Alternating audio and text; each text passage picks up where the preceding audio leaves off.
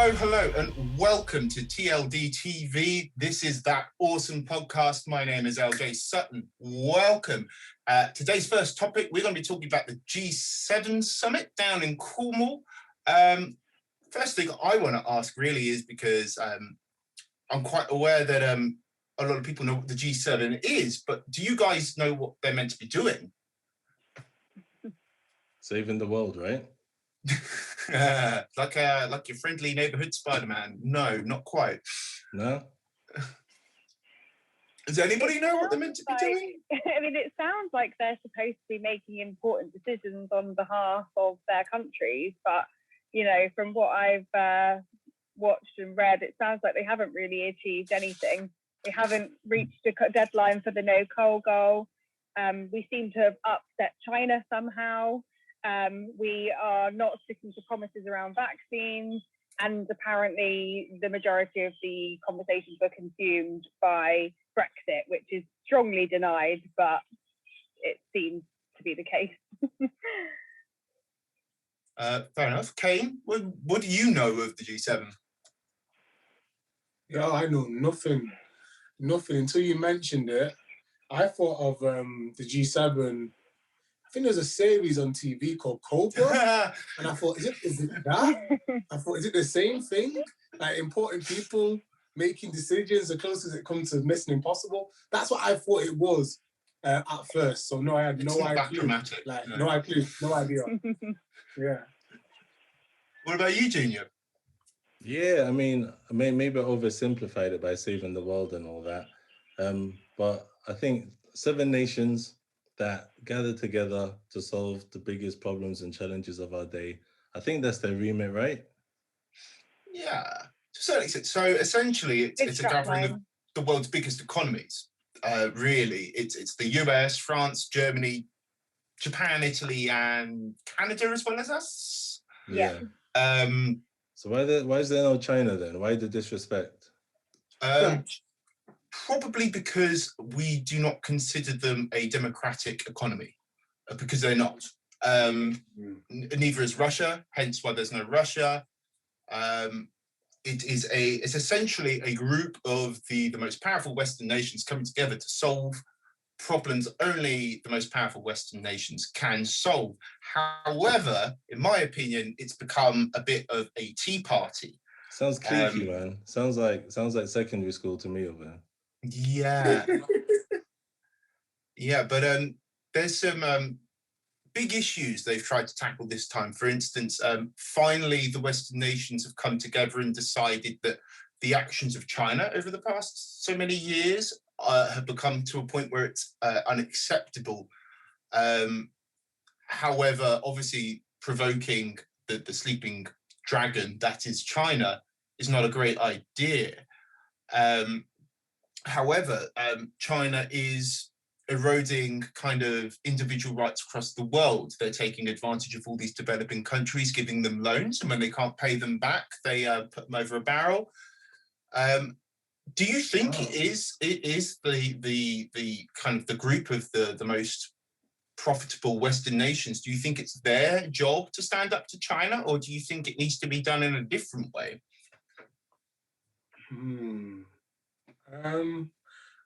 From what you've said, I feel like I think these countries need help, and I feel like from what you said, that it sounds like they've got to do a deal with the devil almost. Yeah, and that's not great. If you can help someone and you can afford the charity to avoid them getting in a position like that, then I think you should. But that's just in a perfect world, isn't it? So I'd like to think, okay, cool. If we can afford to help these people, that would be great, because it'd be awful to see them not get help and then end up being like controlled by these superpowers because they needed aid and they just had to sell their souls to get aid either way. So yeah, I think it'd be great if we could do something. Any thoughts on like, do you think it's our job to stand up to China in this way? Do you think it's the job of the G7? I feel like I need to defend China. Like, just because... fair. Looking at history here, right? if we're gonna start judging countries based on their relationship with foreign nations, I don't know. I haven't seen any like mass murder and pillaging take place just yet. I'll keep watching the news, but I think it's a Well, bit rich without any pun. they are committing genocide in the northwestern part of, no, but each ready, So northwestern part of China. internally though, right? Yeah, it's still genocide.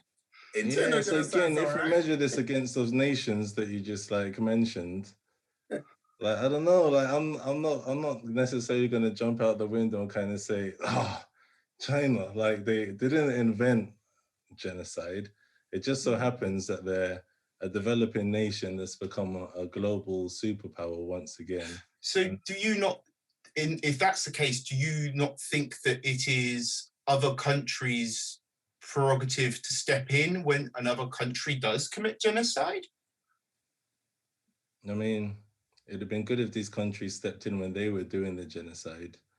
Would be my. Yeah, but I was finding it hard. I need like Switzerland to be like, hey, China, what the hell are you doing? stop. It just feels weird to me that it's coming from this. Unless we're saying, oh, you know, we did the whole genocide thing and we learned our lesson and whatnot. But I mean, there's still the Commonwealth Games and stuff. It feels like it's not taken that seriously as a thing, you know. No, that's my 2 cents anyway. Opinions and all that.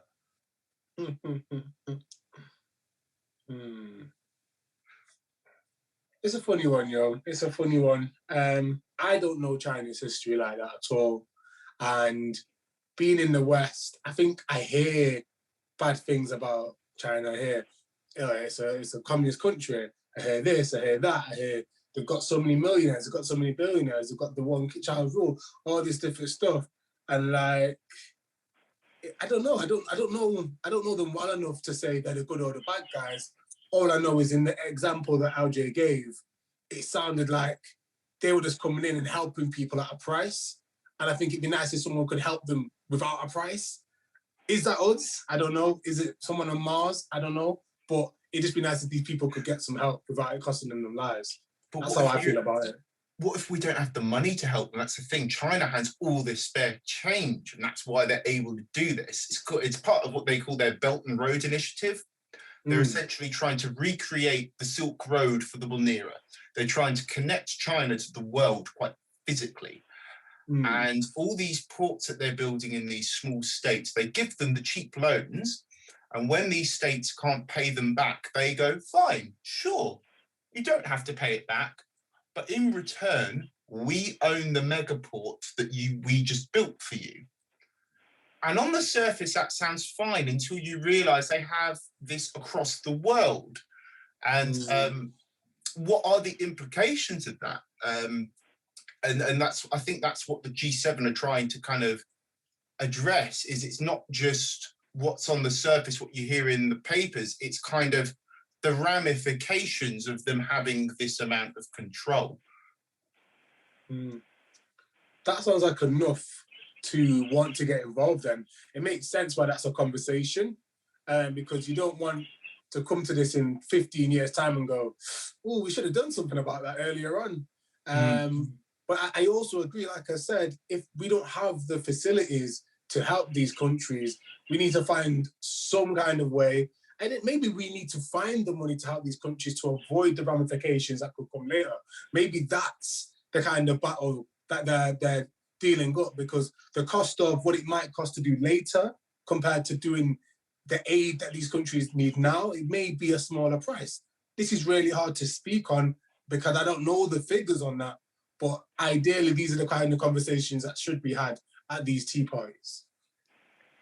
Do you not think that we fuel it though, because China's responsible for the majority of our supply chain? So obviously we have them as allies, and if it wasn't for China, we wouldn't have many things that we have in our supermarkets and we have to use every day. So if it's a bit hypocritical, because we can point a finger at a country and say that there's all these things about that country that we don't like, but we continue to fuel them by using them as like one of our sole providers, our sole trade countries. I mean, obviously we're talking about G7 in general here. We seem to have honed in on China a little bit, but I do think that we have to take responsibility as well, because it's all very well pointing the finger, but then we still use them for what we want to use them for. So it's kind of a bit hypocritical in my view. But fair enough. Kind of broad scope, really. I think we all kind of know roughly the things they've been talking about. They've been talking about vaccines for COVID to developing countries. They've been talking about how to respond to China, which we just discussed. So the climate ecological crisis and threats to democracy. There's a lot of, particularly there's a couple of Eastern European countries that are becoming much more authoritarian, and that's a problem across the world. And they're trying to discuss these issues. But I think the thing that I kind of come to ask is, do you think it's even worthwhile? Do you think that these leaders getting together to discuss these options, do you think it's going to actually progress forward? Because we all know kind of how things actually happened compared to how they are portrayed.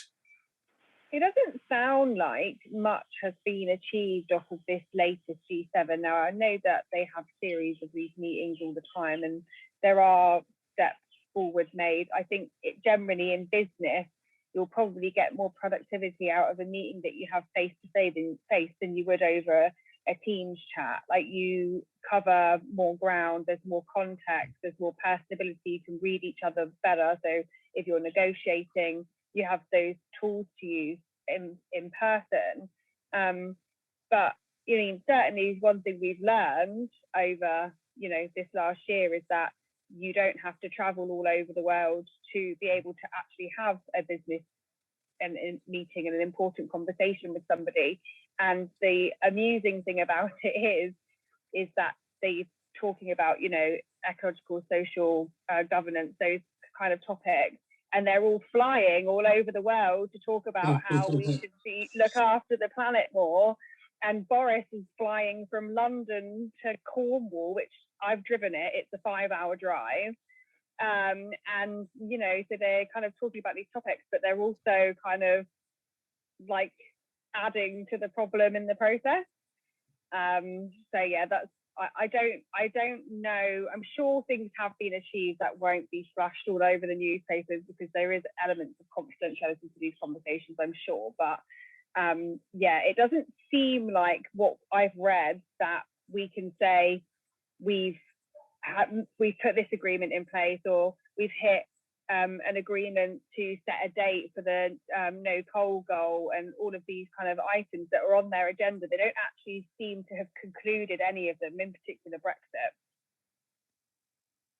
Yeah, it's also somehow made me feel sorry for Boris Johnson, I think, from the perspective of the Conservative government taking us out of Europe via Brexit, and then somehow being realigned through the G7 to Europe, North America, the US and Asia, all at the same time. It feels like it's like doing donuts around a roundabout or something. Do you mean realigned?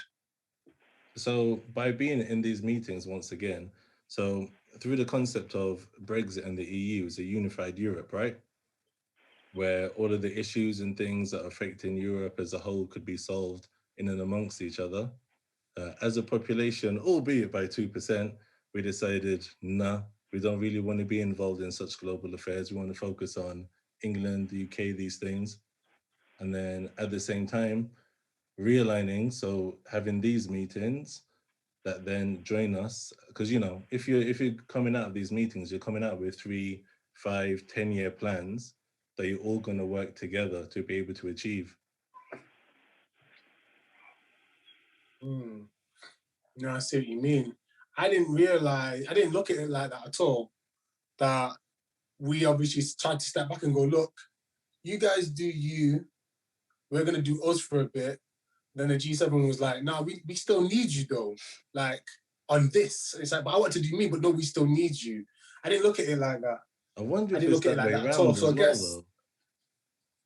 though. Like, is it the we need you, or is it the why you here, Britain?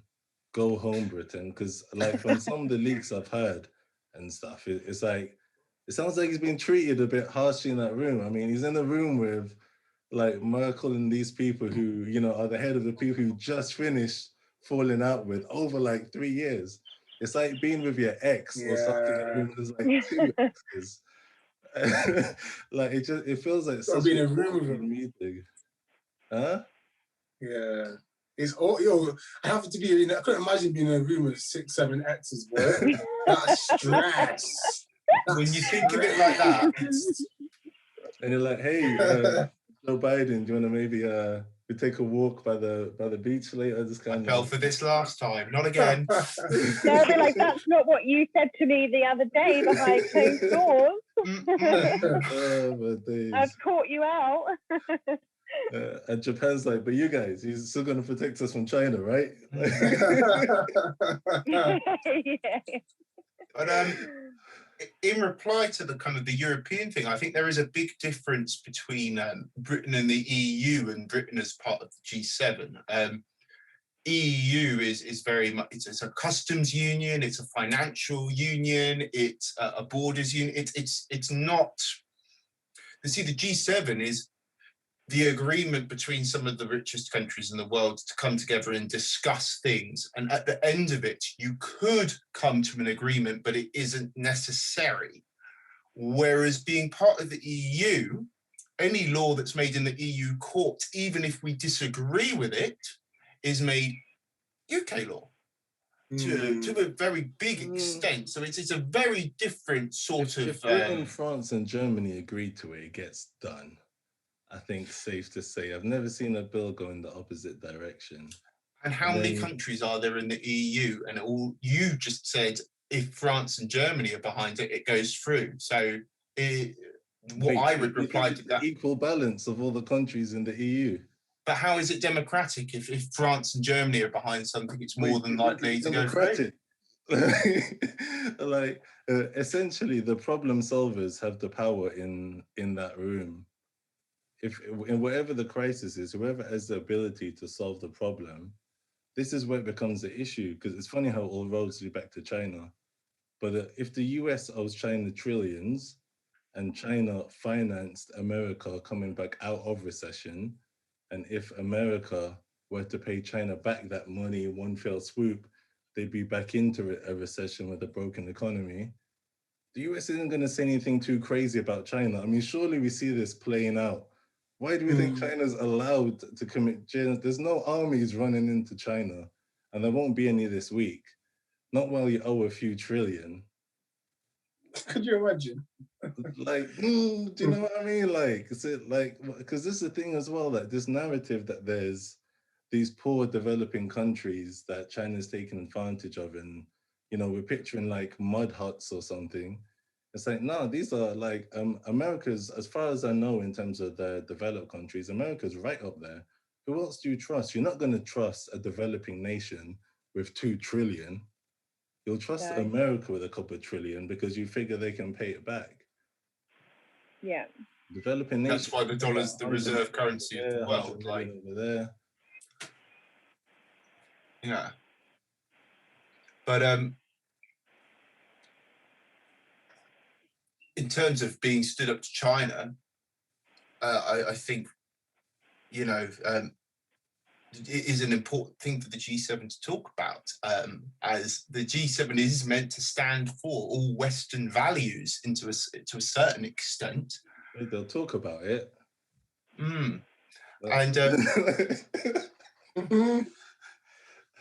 but hey guys, I have a very pessimistic outlook with the G7 too. I must say it. I'm very pessimistic. I don't believe things are going to get done.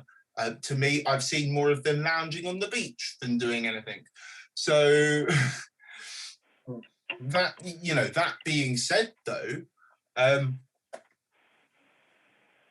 what would you like to see them be doing? I think that's a good place to end off on. I think it's hard for me to say, because I honestly didn't know what the G7 should have been doing. from this conversation, I kind of, it's important stuff they should be doing. And for me, out of everything we've discussed, I really hope those countries can get aid, man. Like, without trying to control them, boy. Like, that's all. Like, that's mad for me. For me, when I think of, because why that touches me is because I'm half Jamaican, and my grandma has been talking about how a lot of schools in Jamaica are being renovated by Chinese businessmen, and she has no idea what that could mean. But we have a conversation, and she was like, "Yeah, there's all these schools are being renovated, and I just wonder what's going to be the payback." And that was just my grandma, just like, "You know what? Your grandma, nobody does nothing for free." Yeah, just nobody does nothing for free. You know what I mean? So from that, and that obviously touches a nerve for me, because I think to myself, I've still got family in Jamaica. Is what sad great gank is going to be going through, and other people around the world. So that's just, for me, that just rings clear of like, you know the payback, Kane. I can tell you if you want. Relax. What's the payback? Go on then. No, the payback is voting at the United Nations. Okay. So if you can get a large amount of countries to be indebted to you, or perhaps even in favor of you, possibly, you know what I mean? When it comes down to voting for anything, China thinks you should vote on this. I didn't think of it that way. Yeah. That's all it is. Yeah. Why do you think they're not just like charitable, giving everyone free money? No, I didn't think that at all, but I never thought the UN angle. That's so interesting, yeah. Yeah, that's what it is. It's not like Like they have a a proper way of investigation. political leverage, yeah. Yeah. Okay. Emma, what would you like to see them do? If they did what you'd want, what would it be? The thing is I do feel like their agenda is convincing, right? Because they're talking about, saving the planet, like reducing the carbon footprint. They're talking about trade. They're talking about how to come out of the pandemic. These are all things that are on the top of everyone's priority at the moment. So their agenda looks convincing. It's just what's not convincing is the result of the meeting. So I guess for me, the topics they're discussing, I think, are relevant, and I think are probably the most important things to discuss at the moment. I just don't think they seem to be coming to many agreements. And then you just wonder what a waste of resources those 3 days were. And like you say, they had a lovely time in Cornwall, which looked like the Maldives at one point. So I think for me, like, when you see these things, you're like, yeah, no, they're talking about Brexit. Finally, let's get Brexit like sorted. Let's not keep this going any longer. They're talking about donating vaccines, surplus vaccines. Great. There's other countries out there that need them more. So, but it always seems to just be a bit disappointing at the end. So I guess what I would like to see is actually see one of their agenda items be ticked off and completed. Action, not words.